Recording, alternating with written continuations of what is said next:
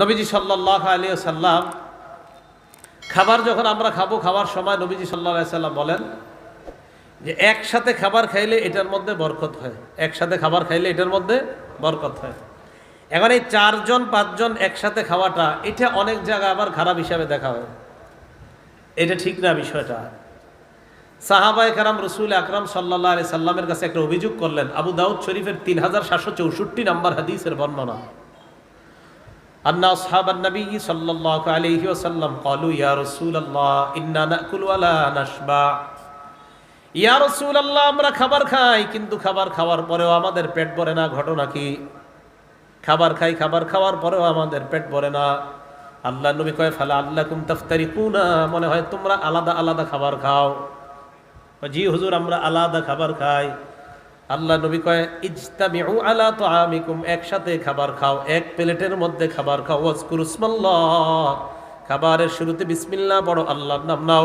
ইউবারাক লাকুম ফি, ওই খাবারের মধ্যে আল্লাহর পক্ষ থেকে বরকত দেওয়া হবে। পরিবারের স্বামী স্ত্রী ছেলে মেয়ে একসাথে এক প্লেটে খাবার খান, ঘর বরকতময় বানান। তো রাসূল আকরাম সাল্লাল্লাহু আলাইহি সাল্লাম এই বিষয়টা আমাদেরকে বলে দিলেন যে খাবার খাওয়ার সময় খাবারের মধ্যে বরকত কিভাবে হবে। তো রাসূল সাল্লাল্লাহু আলাইহি সাল্লাম বললেন যে এইভাবে খাবার খাইলে খাবারের মধ্যে বরকত হবে। তো আমরাও এইভাবে খাবার খাওয়ার চেষ্টা করব, আল্লাহ তৌফিক দান করেন।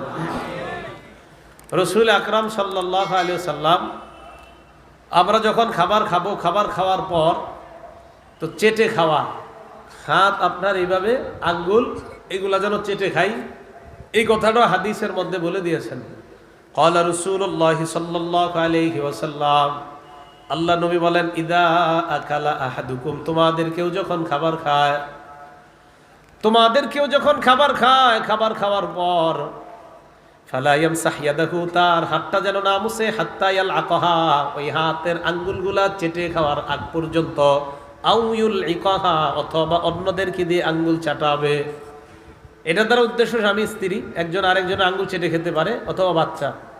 তো নবীজি বললেন এটা চেটে খাওয়ার চেষ্টা করবা।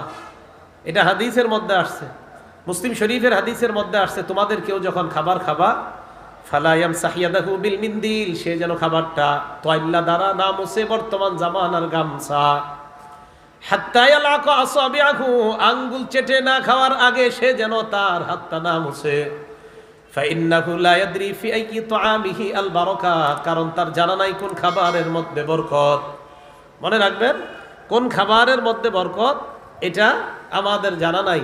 তাই রাসূল আকরাম সাল্লাল্লাহু আলাইহি সাল্লাম বললেন খাবার যেন চেটে এটা খায়, কারণ আমাদের জানা নাই কোন খাবারের বরকত।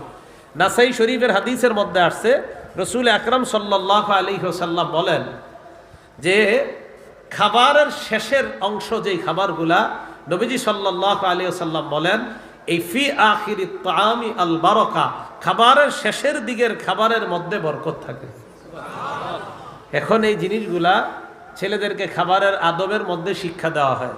তো আপনাদের কাছে আমি জানতে চাই এই শিক্ষাটা কি হাদিসে আছে?